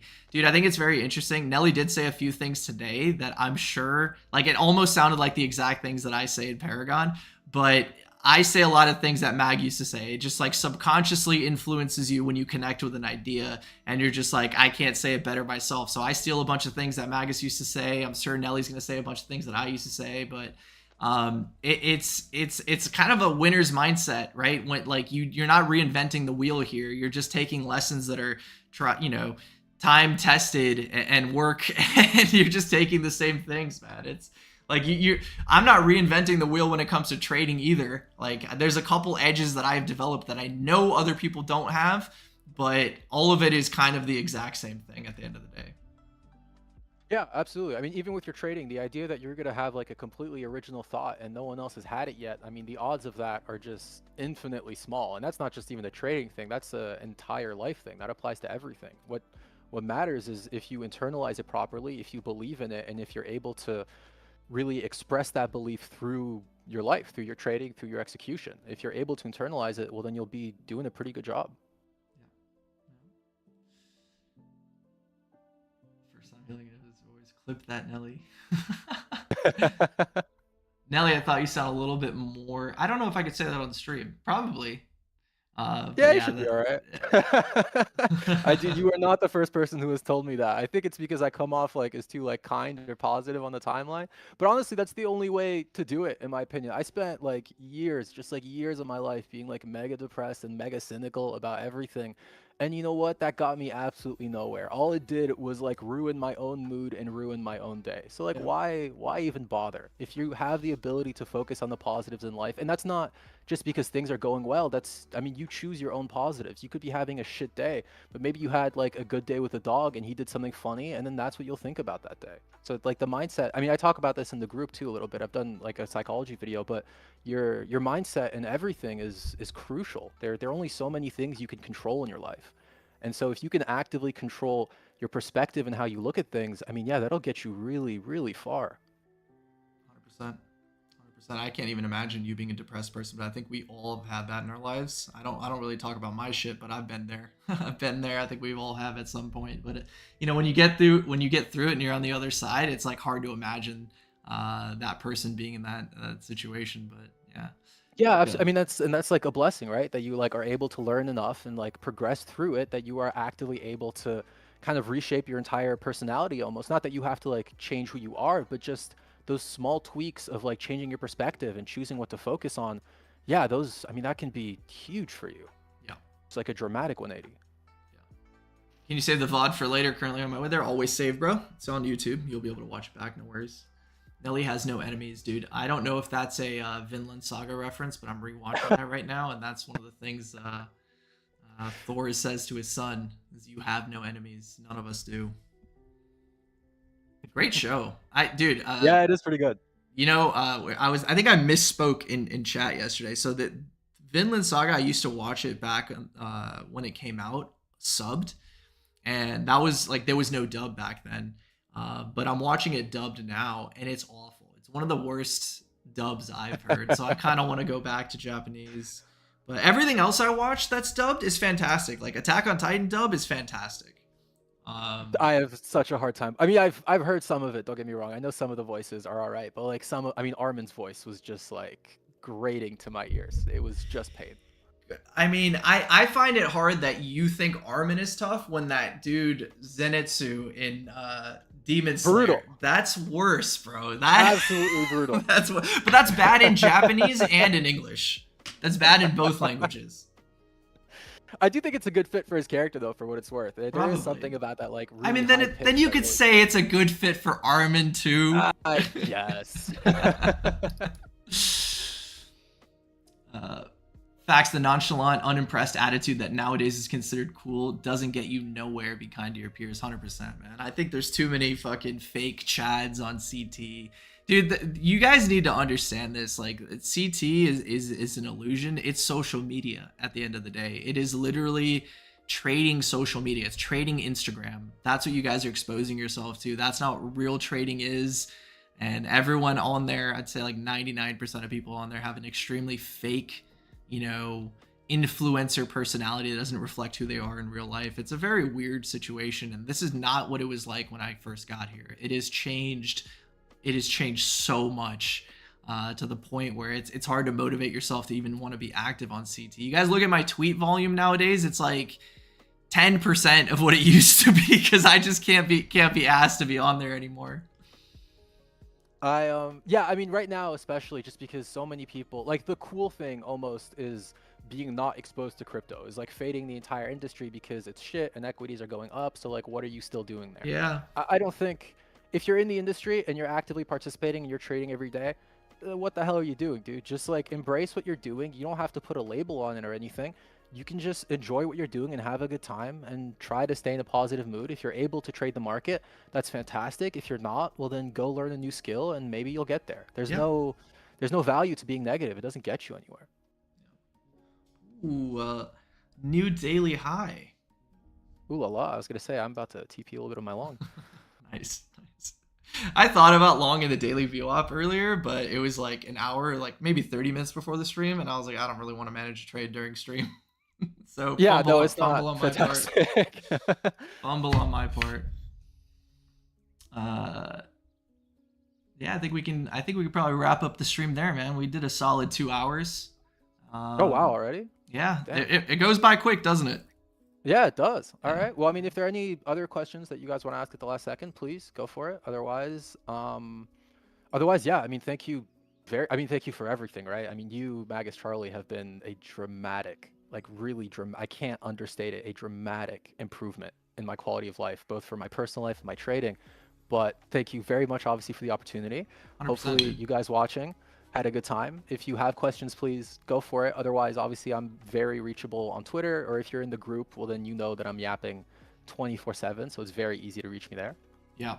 You do be yapping on CT. No, I yap a lot. I see your posts and I give you a like every single day, but I will never be reading those things, bro.